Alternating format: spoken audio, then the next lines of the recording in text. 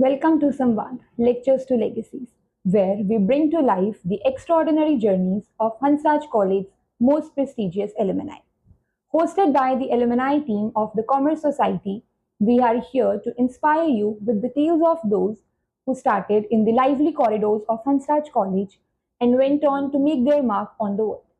In today's episode, we have the privilege to host CA Parag Gupta, who is a beloved mentor to countless CA aspirants and accountancy enthusiasts. He has also earned some impressive accolades from being appreciated by Dr. APJ Abdul Kalam and also winning the National Entrepreneur Award in 2022. It's our honor to have him with us today, and we can't wait to dive into the moments that shaped his journey. So, without further ado, let's get started. But before that, sir, we would like you to share something about yourself and your journey so far. बहुत बहुत धन्यवाद मुझे आमंत्रित करने के लिए अपने इतने बेहतरीन शो में। अपने बारे में तो यही बोलना चाहूँगा कि हंसराज कॉलेज से शुरू करा था अपनी स्कूल की जर्नी के बाद की नई ज़िंदगी, और उसके बाद कॉमर्स से लगाव हो गया, पढ़ाने से लगाव हो गया, और बस बढ़ते रहे, आगे बढ़ते रहे, और आप जैसे बहुत सारे छात्रों को पढ़ाया, और बड़ा अच्छा लगता है आज कि बहुत सारे बच्चे आपकी तरह आगे नाम कर रहे हैं, अच्छा कर रहे हैं, और कोशिश यही है कि आगे इसी तरह अच्छा हम भी करते रहें और हमारे बच्चे भी करते रहें। Thank you. Sir, as a graduate of the 2008 batch of Hansraj College, how would you describe your time at Hansraj and how it was? College life अगर डिस्क्राइब करूँ मैं, 3 साल के जो मेरी जर्नी थी, बहुत अमेजिंग जर्नी थी। फर्स्ट ईयर में जब मैं आया तो मुझे याद है डे 1 पर उस समय रैगिंग होती थी, तो सीनियर से मुलाकात हुई उसी बहाने, और उसके बाद हमारे कुछ फ्रेंड्स बन गए थे फर्स्ट ईयर के अंदर, जिसमें से कुछ छूट गए थे, लेकिन जो मेरे क्लोज़ फ्रेंड्स बने, मुझे याद है कॉलेज की जर्नी में ही बने। और क्योंकि उस समय मैं सीए भी कर रहा था, मैं सीए के अंदर एनरोल हुआ, तो हमारे जो भी फ्रेंड्स थे मेनली सब सीए कर रहे थे, कुछ सीएस कर रहे थे। तो कॉलेज की जो मेरी जर्नी है, जो मेरी यादें हैं, वो बहुत अच्छी हैं, जिसमें हमने कुछ लेक्चर्स बंक भी करे थे, कई बार हम कैंटीन में बैठते थे जाकर, और बहुत सारी, मतलब मैं बोल सकता हूँ कि जो मेमोरीज़ हैं, जो एक उस एज में जो मस्ती होती है, उस समय का जो एक एंथुसियाज़म होता है, वो सारा अभी भी याद आता है। तो जो हंसराज कॉलेज के मेरे 3 साल थे, तो वो मुझे लगता है कि गोल्डन डेज़ थे। सर, आपने अभी मेमोरीज़ की बात करी, so what is that one unforgettable memory जो आपको अभी तक याद आती है कि वो अलग है सबसे बाकी मेमोरीज़ से? कॉलेज की तो मैं अगर बात करूँ, टू बी ऑनेस्ट, बहुत सारी मेमोरीज़ हैं और जो अभी तक याद आती हैं। ऐसा लगता है कि अभी कल की ही बात है, क्योंकि बहुत सारे मेरे कॉलेज दोस्तों से जब बात होती है तो ऐसा लगता है कि अभी कल की ही बात है। तो जैसे बहुत सारी मेमोरीज़ है, जैसे मैं एक छोटा-सा किस्सा शेयर करूँगा, और बट बिल्कुल भी उसको प्रमोट नहीं करूँगा। तो कॉलेज के अंदर जब ऐसा होता था कि एक बार लेक्चरर आते थे, अटेंडेंस लेते थे, तो अटेंडेंस लगाकर प्रेज़ेंट लगाकर हमारी जो क्लासरूम्स होते थे उसमें साइड में बहुत बड़ी-बड़ी विंडोज़ होती थी। तो हम कॉर्नर की सीट में बैठते थे, और जैसे ही हम अपनी अटेंडेंस लगाते थे तो हम विंडो से बाहर कूद के बस चले जाते थे। तो ऐसी बहुत सारी मेमोरीज़ हैं कि कॉलेज के अंदर किस तरह से हम मस्ती करते थे, और बहुत सारी यादें हैं। फेयरवेल जब हुआ था तो उस समय भी एक अलग क्रेज़ था तैयार होकर जाना और फ़ोटोज़ खिंचवाने का। उस समय कम था शौक, लेकिन बहुत सारी यादें हैं। तो दोस्तों से आज भी जब बात होती है तो बड़ा अच्छा लगता है। ओके। और अभी जो the present era is the era which is, मतलब वहाँ पे प्रोफेशनल कोर्सेज़ बहुत ज़्यादा हैं, जैसे CA, CS, CFA. So how did you decide back in 2005 that you want to pursue CA? उस टाइम पे the internet access and information access in general was very low, right. So how did you decide that CA is what you want to pursue? उस समय obviously जब commerce हम पढ़ते थे class 12th के अंदर, तो हमारे तब तो अगर मैं बोलूँ कि अगर कोई साइंस पढ़ रहा है तो फेमस था कि इंजीनियरिंग कर लो या डॉक्टर बन जाओ। और कॉमर्स के अंदर जब हम थे तो उस समय 2-3 कोर्सेज ही नाम में आते थे, सीए, सीएस। तो सीए का मेरे को थोड़ा-सा शुरू से आप कह सकते हो एक रुझान था, क्योंकि मुझे कुछ सीनियर्स ने, मेरे मतलब पेरेंट्स ने, ग्रैंड पेरेंट्स ने मुझे बताया था कि सीए क्या होता है। तो सीए के बारे में सुनकर मुझे थोड़ा-सा क्रेज़ रहा कि ये सीए कैसा कोर्स है, मैं करना चाहूँगा। तो जब मैं कॉलेज में आया और मेरे और अपने दोस्तों से जब बातें हुई, तो मैंने देखा कि ये दोस्त जो है मेरे, ये भी सब सीए की तरफ ही इंटरेस्टेड हैं। तो जब एक ग्रुप बन गया, हमारा पीयर बन गया कि चलो सीए करना है, तो फिर हम सब ने वो जर्नी पकड़ी, और कॉलेज के फर्स्ट ईयर से ही मैं सीए में एनरोल हुआ। और सीए की जर्नी भी मेरी साइड बाय साइड स्टार्ट हो गई। So once you आपने जर्नी स्टार्ट करी सीए की, so what were the challenges that came with preparing CA with regular college and how did you overcome those challenges in general? हाँ, बहुत उम्दा प्रश्न आपने पूछा, क्योंकि चैलेंजेस तो ऑब्वियसली बहुत थे, हाँ। क्योंकि मैं रहता था, जो मेरा कॉलेज है उससे 30 किलोमीटर दूर रहता था, और उस समय मेट्रो भी नहीं चलती थी। तो सुबह मेरे को घर से निकलना होता था 6 साढ़े 6 बजे, और 1.5-2 घंटे का बस का ट्रैवल करके कॉलेज पहुंचते थे, फिर लेक्चर अटेंड करते थे। 3-4 लेक्चर्स करने के बाद, अब क्योंकि सीए भी कर रहे थे, तो मैनेज जो मैंने ऐसे करा कि मैं कोई भी सोसाइटी उस समय ज्वाइन नहीं कर पाया, या कोई भी एक्स्ट्रा करिकुलर एक्टिविटी में मैं पार्टिसिपेट नहीं कर पाया, क्योंकि कॉलेज खत्म करते थे हम 12-1 बजे। तो उस समय बैक ऑफ द माइंड यही प्रेशर रहता था कि अब फटाफट घर पहुंचना है, पहले थकान दूर करनी है, और उसके बाद फिर सीए का जो कोर्स है उसकी तैयारी करनी है। लेकिन मैं अपना माइंडसेट शेयर करना चाहूँगा आपके साथ और सभी दर्शकों के साथ भी कि मुझे ये पता था कि जो मेरा प्राइम फोकस है वो सीए है, तो मेरी प्रायोरिटी क्लियर थी कि मेरे को सीए पे ज़्यादा फोकस करना है। तो जब भी मैं पढ़ाई करता था घर आके, या जो भी मेरा स्टडी प्लान होता था, उसके अंदर मैं अपने सीए के सब्जेक्ट्स को ही ज़्यादा इंपॉर्टेंस देता था। और ग्रेजुएशन में क्योंकि मेरा फोकस ही ये था कि इसमें मुझे सिर्फ पास होना है, इसमें मेरे को बेसिक बेयर मिनिमम मार्क्स चाहिए, तो उस पर मेरे एफर्ट्स भी बहुत कम होते थे, और उसके लिए मैं थोड़े से मतलब आप कह सकते हो कि अनएथिकल प्रैक्टिसेस भी फॉलो कर लेता था, कि घर से अपने फर्रे बना के ले गया एग्जाम के लिए, और मेरे बहुत इसको मैं प्रमोट नहीं कर रहा, लेकिन बहुत मिनिमल एफर्ट्स रहते थे ग्रेजुएशन के प्रति, पर सीए पे मेरा फोकस बहुत ज़्यादा रहता था। Okay, and moving on to your corporate journey, आपने आईसीआईसीआई बैंक के साथ काम किया था as a credit risk manager. So आपकी वहाँ पे रिस्पॉन्सिबिलिटीज़ क्या थी as a manager, and how is the work culture at ICICI bank?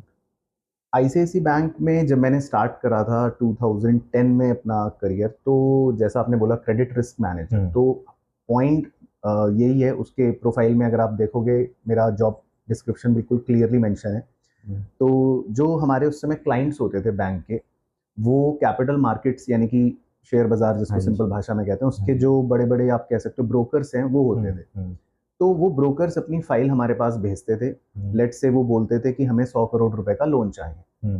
तो बीइंग अ चार्टर्ड अकाउंटेंट मेरा काम होता था कि उनकी पूरी बैलेंस शीट या पीएनएल को सारा अच्छे से एनालाइज करना, जो हम पढ़ते भी हैं ratio analysis, cash flow analysis, वो सब अप्लाई करते थे, और उसके बेसिस पर हमें ये डिसीजन लेना होता था कि ये 100 करोड़ का लोन जो ये मांग रहे हैं, क्या वो अप्रूव करें या कम करें या नहीं करें। तो ये हमारा एक मेन प्रोफाइल होता था, credit risk manager. In a way you are managing the risk, मतलब वो बाद में रीपे कर पाएगा या नहीं कर राइट, पाएगा। In a way we are managing the risk, और हम कितनी सिक्योरिटी लेंगे उससे, उसके कितने कोलैटरल के बदले में कितना लिमिट उसको इशू करेंगे, ये सब चीज़ें हमारे उसके अंदर कवर होती थी। एंड वर्क कल्चर की बात करूँ तो बहुत अच्छा था मेरा, तो क्योंकि पहला एक्सपीरियंस था, वन एंड लास्ट वही था, तो एक्सपीरियंस बहुत अच्छा था, क्योंकि जब मैंने ज्वाइन करा था आईसीआई कैंपस के थ्रू, तो अच्छे सीनियर्स मिले मुझे वहाँ पर, जो मेरे मैनेजर थे वो भी बहुत अच्छे थे। और मेन चीज़ ये थी कि क्योंकि जो पूरा नॉर्थ डिवीजन था उसमें मैं यहाँ पर अकेला ही क्रेडिट रिस्क मैनेजर था, मेरी रिपोर्टिंग अथॉरिटी भी मुंबई में बैठती थी, तो मुझे यहाँ काफ़ी आज़ादी मिली कि ज़्यादा टेंशन नहीं था। तो मेरे को वो जो मैंने अपने कॉरपोरेट डेज में जो दिन गुजारे, बहुत अच्छे और लर्निंग एक्सपीरियंस के साथ ही गुजारे। अच्छा, सो 1 ईयर और 2 year after working at ICICI आपने वो छोड़ दिया एंड आपने इंस्टीट्यूट स्टार्ट किया अपना। सो क्या उसके पीछे मोटिवेशन थी या क्या इंस्पिरेशन थी कि आप अपने इंस्टीट्यूट स्टार्ट करेंगे, and how did your family और कोलीग्स एंड योर फ्रेंड्स, उन्होंने कैसे रिएक्ट किया इस स्टेप पे? स्टार्ट करने का तो अगर मैं बोलूँ मोटिवेशन या इंस्पिरेशन जो थी, वो बेसिकली मुझे जब मैंने अपना सीए की, मैं लगभग 80% जर्नी कंप्लीट कर चुका था, ऑलमोस्ट सीए फाइनल की स्टेजेस पे जब मैं था, तो मुझे ये क्लियर हो गया था कि मैं नौकरी तो नहीं कर पाऊंगा पूरी ज़िंदगी, मुझे कुछ अपना काम ही करना है। और मुझे पढ़ाने का जो शौक था बचपन से, लगभग 8th-9th क्लास से शुरू से ही था। तो जब मैं सीए बना और मैं जब आईसीआईसीआई बैंक में था, तो मैं रोज कहीं ना कहीं अपने आप से पूछता था कि मैं नेक्स्ट क्या करना चाहता हूँ। तो मैंने काफ़ी उस समय ऑप्शंस एक्सप्लोर करे, मैं मैन्युफैक्चरिंग सेक्टर में भी बीच में मैंने एक्सप्लोर करा कि मैं कुछ फैक्ट्री लगाऊंगा। तो जब मैंने बहुत सारी चीज़ें एक्सप्लोर करी और सीनियर से मैंने कंसल्ट करा, तो मुझे ये समझ आया कि उन्होंने ये गाइड करा कि जिस चीज़ में मेरी एक्सपर्टीज़ नहीं है या जिस चीज़ में मेरा थोड़ा पैशन नहीं है, अगर मैं वहाँ जाता हूँ तो प्रोबेबिलिटी फेलियर और सक्सेस की 50-50 रह सकती है। तो फिर उसी समय एक 2010 के आसपास मूवी भी आई, 3 इडियट्स। हाँ। तो वो एक बहुत सही समय पे मूवी आई। तो उस मूवी में जब जो मैसेज था वो यही था कि आप अपने पैशन को फॉलो करो और बाकी जो होगा वो फिर देखा जाएगा। तो सारे जब मैंने रिस्क कैलकुलेट करा, क्योंकि मैं क्रेडिट रिस्क मैनेजर था, तो मुझे ऐसा लगा कि टीचिंग के अंदर मेरी इनिशियल इन्वेस्टमेंट जीरो है, क्योंकि मेरे को एक 500 रुपए की किताब बस खरीदनी पड़ी। वो 500 रुपए की मैंने किताब खरीदी और थोड़ा सा बच्चों को आसपास के मोहल्ले में बोला कि भाई मैं पढ़ाऊंगा, तो 3 4 5 बच्चे आने शुरू हो गए। तो मुझे पता था कि इसमें इनिशियल इन्वेस्टमेंट बहुत कम है और बाकी मेरी क्वालिटी, मेरी सर्विस है, बस मेहनत है जो कर सकते हैं। तो मैंने कैलकुलेटेड रिस्क लेने के लिए पहले 1 साल अपने जॉब के साथ साथ ही इसको स्टार्ट करा, कोचिंग को। तब मैं सिर्फ वीकेंड बैच पढ़ाता था, क्योंकि मेरा उस समय माइंडसेट ये था कि मैं तो सोच रहा हूँ कि मेरे को पढ़ाने में मजा आता है और मैं पढ़ाऊंगा, लेकिन क्या पता सोसाइटी और बच्चे मुझे एक्सेप्ट ना करें। तो जस्ट टू चेक कि मैं कितना फिट इन हूँ बच्चों की रिक्वायरमेंट के लिए, तो मैंने 1 साल जॉब के साथ साथ ही वीकेंड बैच पढ़ाया। और मुझे याद है कि मेरे पहले वीकेंड बैच में ही 20-21 बच्चे हो गए थे। तो मैंने कैलकुलेट करा कि जब वीकेंड बैच में 20-21 बच्चे हो गए तो मैं कम से कम अपनी रोजी रोटी तो कमाई ही लूंगा। तो फिर मैंने ये स्टेप लेने का सोचा कि अब मैं जॉब छोड़कर फुल टाइम ही टीचिंग करूंगा, क्योंकि मुझे इसमें मजा भी आ रहा था और मैंने सोचा कि इसमें मेरे को फाइनेंशियल इतनी तो स्टेबिलिटी मिली जाएगी कि बहुत ज़्यादा रिस्क नहीं होगा। तो कहीं ना कहीं फिर मैंने धीरे धीरे अपने पेरेंट्स को बताना शुरू करा और पहला ऑब्वियसली उनका रिएक्शन, और उनको मन में यही लगा कि ये क्या बेवकूफ़ी कर रहा है, क्योंकि बहुत अच्छा पैकेज था और बहुत अच्छा सब कुछ था। तो लेकिन मैंने उनको जब रोज़ बताया, मैंने उनको इस तरह की बातें करी कि मैं रोज़ ऑफिस जाता हूँ, मुझे मन में एक ख्याल आता है कि कोई अगर मुझे 1 करोड़ रुपए देगा तो क्या मैं ये काम करूँगा? तो आंसर अंदर से आता है नहीं करूँगा। और अगर कोई मुझे बोले कि फ्री में भी पढ़ा दो तो मुझे मज़ा आएगा, मैं कर लूँगा। तो जब मैंने इस तरह की बातें उनके साथ शेयर करी पेरेंट्स को, तो उन्हें भी धीरे धीरे समझ आया। और मेरे पापा ने, मुझे याद है आज भी, ये बोला कि अब तुम सीए बन चुके हो, तो अब तुम अगर सड़क पे जूते पॉलिश भी करने बैठ जाओगे तब भी लोग यही सोचेंगे कि देखो एक सीए जो है जूते पॉलिश कर रहा है, तो इसमें कोई बात होगी। तो उन्होंने मुझे सपोर्ट करा। उनका पॉइंट यही था कि अब तुम अगर जो भी करना चाहते हो करो, उसमें अच्छे से करो। तो धीरे धीरे जब मेरे को फैमिली सपोर्ट मिला और मेरा अपने अंदर वो बिलीफ बढ़ा, तो वो मैंने एक स्टेप लिया कि मैंने क्विट करा और मैं फुल टाइम फिर इंस्टीट्यूट के माध्यम से टीचिंग में आया। तो मतलब people should follow their passion. हाँ, मैं तो यही बोलना चाहूँगा कि अपना पैशन जो है उसको ज़रूर फॉलो करना चाहिए। और रिस्क रहता है नो डाउट, लेकिन कैलकुलेशन भी करनी चाहिए, जैसे मैंने भी करी थी कि बेसिक बेयर मिनिमम नीड्स पूरी होनी ज़रूरी है। नहीं तो कई बार ऐसा भी होता है, बहुत बार ऐसा भी होता है कि हम पैशन तो फॉलो कर रहे हैं बट बेसिक नीड्स ना पूरी होने की वजह से फिर वो छोड़ना पड़ जाता है। तो रिस्क को मतलब कैलकुलेट करके हमें पैशन को ज़रूर फॉलो करना चाहिए। जब हम अपने पैशन और प्रोफेशन को मिला लेते हैं तो मुझे ऐसा लगता है कि कहीं ना कहीं वो जो मंडे मॉर्निंग ब्लूज जिसको कहते हैं कॉर्पोरेट कल्चर में, वो चीज़ें खत्म हो जाती हैं। तो अब संडे रात को मुझे ये नहीं लगता कि ओहो कल मंडे है उठना पड़ेगा, तो मुझे वही एंथुसियाज्म रहता है। तो वो चीज़ थोड़ा सा बेनिफिट मुझे लगता है। तो पैशन को ज़रूर फॉलो करना चाहिए। सर, सिंस हम प्रोफेशन की बात कर रहे थे, तो like you have been in this profession almost 1.5 decade now, तो जैसे कॉन्स्टेंट चेंजेस आते रहते हैं टेक्नोलॉजी में, इकोनॉमी में, तो how do you think that जो रोल ऑफ चार्टर्ड अकाउंटेंट्स है वो कैसे इवॉल्व हो रहा है? बहुत ही अच्छा आपने सवाल पूछा कि जब मैं, मुझे अभी तक याद है जब मैं अपनी तैयारी कर रहा था सीए की 2008 में, जब मैं सीए फाइनल का एग्ज़ाम देने के लिए तैयार हो रहा था, तो उस समय भी काफ़ी चेंजेस आए। जैसे आपने अगर पढ़ा होगा एलएलपी एक्ट 2008 में आया, और इसी तरह उस समय बहुत सारे इनकम टैक्स के अंदर चेंजेस आए, जीएसटी को लाने की उस समय बातें चल रही थी। तो मुझे अभी भी याद है कि जब हम स्टूडेंट थे तब हम इन चीज़ों से डरते थे। हमें लगता था ये क्यों सिलेबस चेंज हो रहा है ना, ये तो बहुत बेकार हो रहा है। और हम मन में ये सोचते थे कि मेरा अटेम्प्ट निकल जाए, उसके बाद जो मर्जी होता रहे। लेकिन जब अब मैं लार्जर पिक्चर देखता हूँ और अब मैं समझता हूँ, इतने साल से देख रहा हूँ कि हर 5-6 साल में, क्योंकि दुनिया के इकोनॉमी के डायनामिक्स इतनी तेजी से चेंज होते हैं, जो आज डायनामिक्स चल रहे हैं हो सकता है अभी अगले सेकंड में भी चेंज हो जाए। क्योंकि हम जानते हैं कि गोल्ड हो, डॉलर हो, कोई भी कमोडिटी हो, कोई भी चीज हो, उसके प्राइजेस, उसकी डिमांड सप्लाई बिहेवियर हर मोमेंट चेंज होता है। तो जब पूरी दुनिया के डायनामिक्स इतनी तेजी से चेंज होते हैं, इकोनॉमी इतनी फास्ट ग्रो हो रही है हर तरह की, तो चीजें तो चेंज होंगी ही। और लॉ में भी चेंज आते हैं, उसके साथ साथ हमारे टेक्नोलॉजी में भी चेंज आते हैं। तो बीइंग अ चार्टर्ड अकाउंटेंट, अगर आप हमारा स्टडी करिकुलम देखें तो हम सारी चीज़ें पढ़ते हैं। हम लॉ भी पढ़ते हैं, हम टेक्नोलॉजी भी थोड़ा पढ़ते हैं, हम अकाउंटिंग भी पढ़ते हैं। तो अगर इकोनॉमिकली चीज़ें बदलेंगी तो हमें भी आज के लॉ पढ़ाए जाएंगे और पढ़ने भी पड़ेंगे, हमें आज की टेक्नोलॉजी समझनी पड़ेगी और समझनी भी चाहिए। तो मेरा तो यही मानना है कि चेंजेस को हम ना तो रोक सकते और वो होंगे, उसमें जितना जल्दी एज अ चार्टर्ड अकाउंटेंट हम अडॉप्ट कर लें और उसके हिसाब से अपनी नॉलेज को एनहांस करते चलें, वो सबसे बेस्ट तरीका होता है। और जैसा आपने बोला कि चार्टर्ड अकाउंटेंट का जो रोल है बार बार चेंज होता रहता है, तो वो डेफिनेटली होता है। और अपडेशंस मैंने हमेशा देखा है कि आती हैं, आती रहेंगी, और एक अच्छा चार्टर्ड अकाउंटेंट वही है जो अपडेशंस जितनी जल्दी अडेप्ट करके उस हिसाब से अपनी सर्विसेज सोसाइटी को प्रोवाइड करे, तो वो मुझे लगता है फ्लरिश भी करता है। तो it's a on going process, वो चलता रहेगा और हमें उसी के हिसाब से आगे बढ़ते रहना चाहिए। जैसे जैसे आपने बोला कि लॉ चेंज होता रहता है, so talking about a very recent change जो कि हमारे रेगुलेटरी एनवायरनमेंट में आया, our finance minister has announced कि विद इन नेक्स्ट 6 मंथ्स एक नया इनकम टैक्स एक्ट आएगा। So what are your expectations from this new legislation? To be honest, अगर एक्सपेक्टेशन में अपनी पर्सनली बात करूं तो मैं बहुत लीस्ट इसमें इंटरेस्टेड रहता हूं, क्योंकि टैक्सेशन एक ऐसा फील्ड है, ऐसा डोमेन है जो मुझे शुरू से ही पसंद नहीं था। तो अगर मैं अपने पढ़ाई की भी बात करूं तो टैक्सेशन में कभी लॉ पढ़ता नहीं था, मुझे बहुत अजीब सा मतलब नहीं पसंद था टू बी ऑनेस्ट। तो एज फार एज जो न्यू लेजिस्लेशन आ रहा है, मैं इसके बारे में बहुत टाइम से सुन रहा हूँ, क्योंकि ये बहुत टाइम से आने के लिए हो रहा था कि चेंजेस आएंगे। अब जैसा बोल रही है फाइनेंस मिनिस्टर की 6 महीने के अंदर हम इसको लागू कर देंगे, तो एक्सपेक्टेशन के हिसाब से तो अभी मुझे तो एक्सपेक्टेशन तो यही लग रही है कि कुछ ना कुछ ऑब्वियसली टैक्स में हमारी पॉकेट पे और कटौती ही होने वाली है।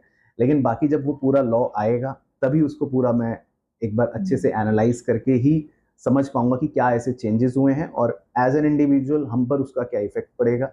और उसके लिए बहुत सारे चार्टर्ड अकाउंटेंट्स हैं जो बुद्धिजीवी हैं, जो दिमाग लगाएंगे साथ में बैठ के, तो ही बेहतर उस पर कुछ टिप्पणी कर पाएंगे।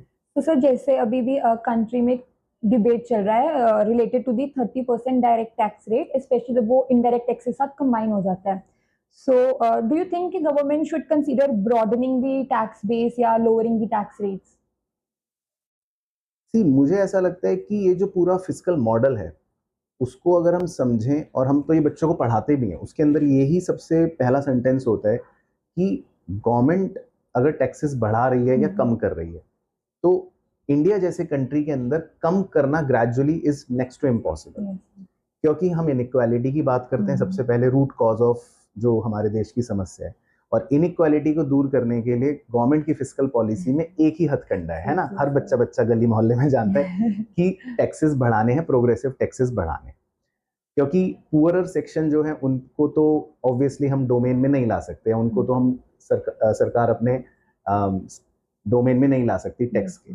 तो प्रोग्रेसिव टैक्सेस का मॉडल ही ऐसा है, और इंडिया का जो मुझे समझ में आया जितना स्ट्रक्चर इस तरह का है कि जिसमें रिचर सेक्शन या प्रोग्रेसिव सेक्शन प्रोग्रेसिव टैक्सेस होंगे ही होंगे।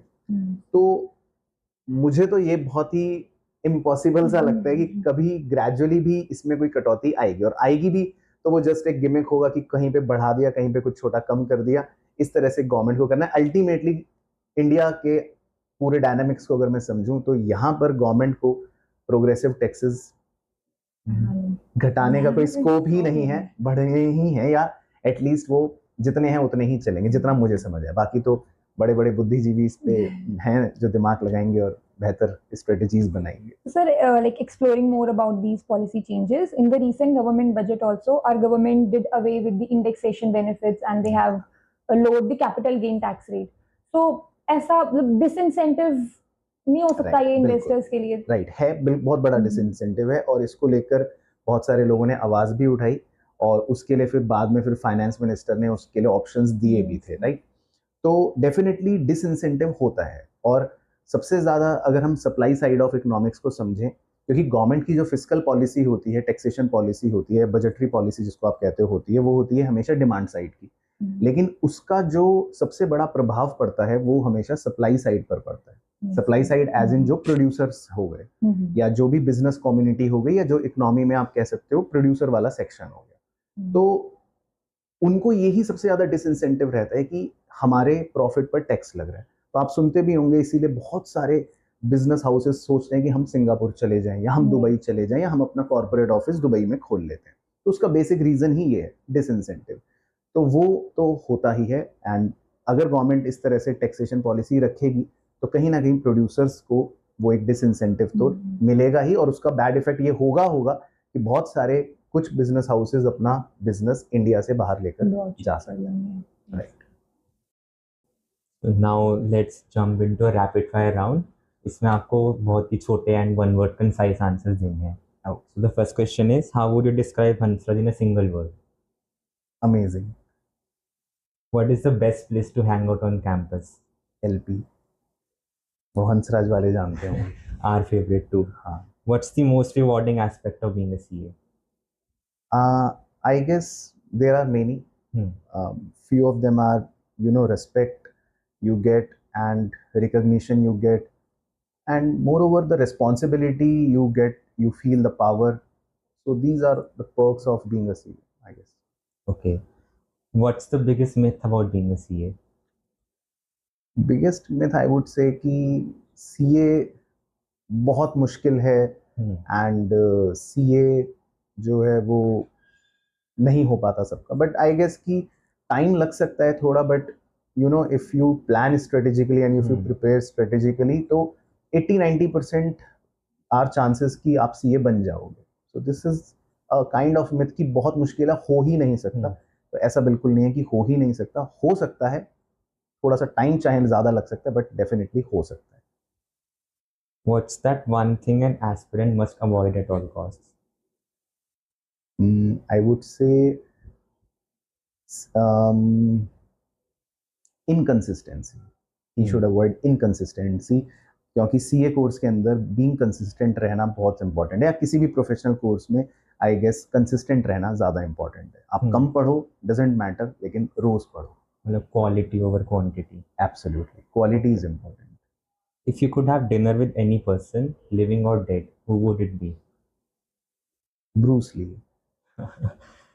Okay, and what is that one word which describes you? Dynamic.